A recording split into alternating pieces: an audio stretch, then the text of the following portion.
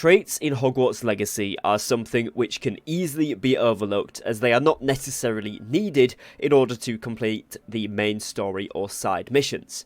That being said, they are fantastic additions at any level, be it a level 1, 2 or a 3 trait, to your armor that will massively help you to increase your damage output or your capabilities across the game, and overall lead to some extremely fun and unstoppable power in Hogwarts Legacy. While some may say that they do not need to use the traits, for those that are interested in traits, even for pure curiosity of what they can do, then I'm going to share with you all how you can get them, the materials which you will need for the traits, and of course how to get those materials, and which traits I have seen the biggest power boost from, so some of the best traits that you can use in my opinion, and also maybe some that you want to steer away from that are not quite as useful. So the first thing to note is that traits do stack in Hogwarts Legacy, so putting multiple of the same one on different pieces is a really good idea. So if you have a look here, the ones with the blue border on the right side are the ones I currently have equipped, and you can see that I have Laceration 3 on all of them bar 1, which is intentional because I'm going to show you guys how to equip a trait in a moment as well. And from the gameplay you'll be seeing throughout this video, you can see just how much damage Diffindo or any of the other spells do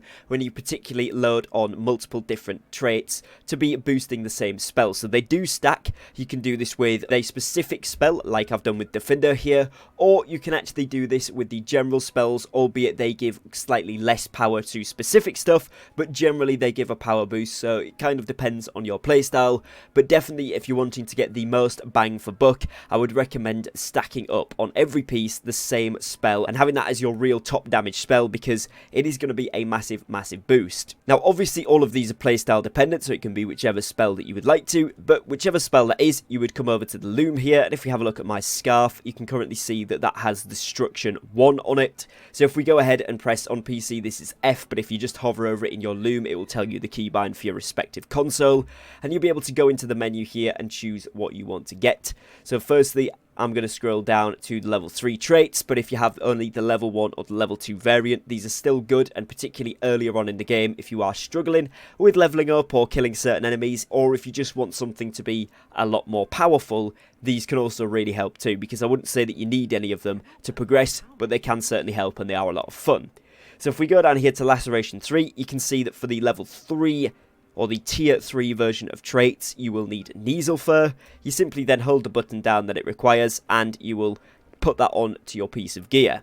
Now you can swap this at any time, so I can swap it to any other different one. All of the level 3 traits are going to cost me a Neasel Fur, level 2 are going to cost me a Diricol Feather, and all of the level 1 traits are going to cost me a Puffskein Fur. Now, Puffskeins you do get when you open up your vivariums through that quest line with Deke, so you should have some Puffskeins in there in order to get the level 1s. Then if you want to pick up some Diricols and some Neasels, these can be found all over the map, but one of my favourite areas for this is, of course, the Marrowweem Lake area here, just above Manor Cape. You'll see slightly down on the south coast of it, there is a Neasel Den, and then there is a Diricol Den here as well. There is several others of both of these on the map, so you can go to elsewhere places, but this one has both of those in quick succession and has multiple flue fires nearby that you are able to get to quickly, so that you can get on top of these materials to be able to apply your traits to gear. Now other than that, it obviously just has to be gear that allows traits to be applied to it, and like I said, you interact with the loom and choose the specific one that you would like. Now I'm going to be looking at level 3s here, but of course you can look at the level 1 or 2 variants of these if you haven't unlocked all of them yet. Now there is still 3 that I need to get, but everything else I have unlocked in the game. That being said, 2 of these, so the protection spells as a general rule, I don't see much use from. I would really prefer the offensive spells. Again, it is highly dependent on your playstyle, and if you think that you'll need them,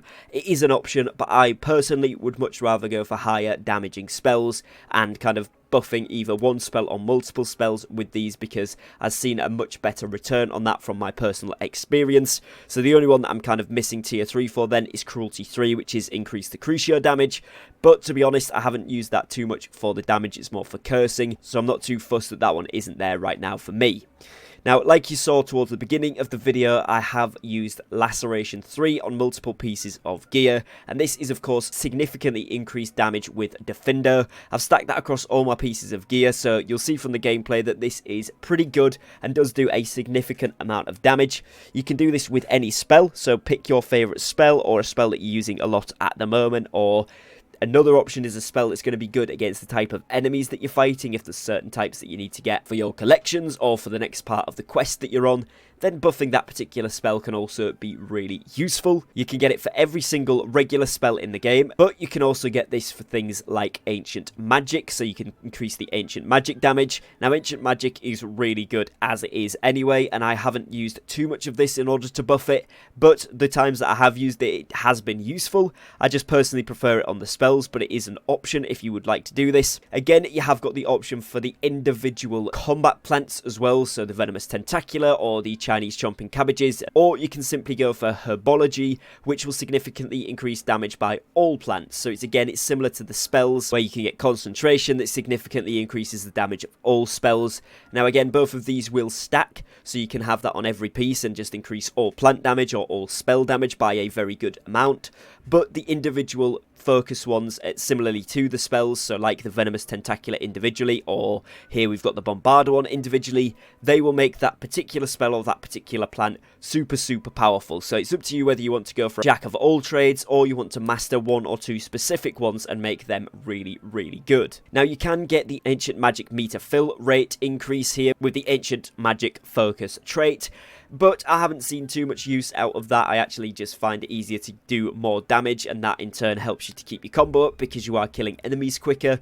So it's up to you again. If your playstyle caters more towards this, then you might want to try it out, but for me, I found the spell specifically much more useful. Now, Unforgivable is obviously very good. Any cursed targets already take additional damage, so by stacking this trait, you will do a ton more damage to these targets.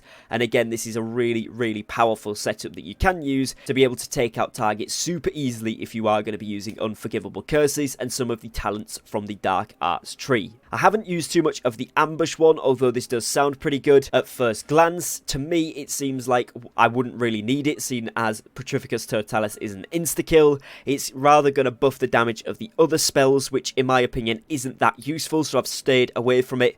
But if you are somebody that's used a fair bit of this, do let me know in the comments how good you've actually found it. But for me, I haven't really used it.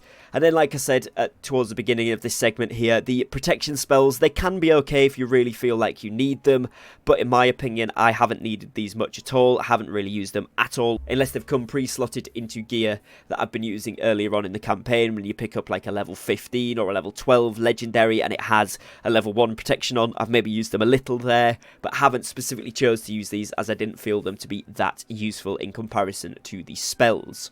So just jumping into one of the battle arenas here, just showing you the damage of Diffindo when I have got it buffed up. You can see 4,000 damage on that cast there to the troll, which is really good damage, and obviously the trolls take a little bit to kill, but on some of the regular enemies this is even more damage, so it's really worthwhile stacking up some of those perks onto one spell, as they can do a ton of damage. So if I show you now against some regular enemies, if we just go ahead and cast one, that's a double kill, and yeah, it's very powerful indeed. It's an insta-kill spell with all of these buffed now. Bearing in mind this is with the trait on every single piece of gear, and it is of course the highest level trait that you can get, but you can see very quickly how some of these regular spells can become just as powerful as some of the Unforgivable curses and your Ancient Magic if you do choose to buff them on multiple traits. So that is pretty much going to be it for today's video. Hopefully this does help you to understand why traits are so good in this game, and also a lot of fun. Although they may strictly not be needed or necessary,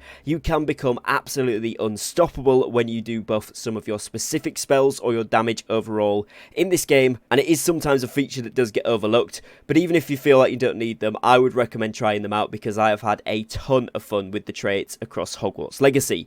If you have enjoyed today's video, please do drop me a like down below, as it massively helps to support me and my content here on the channel.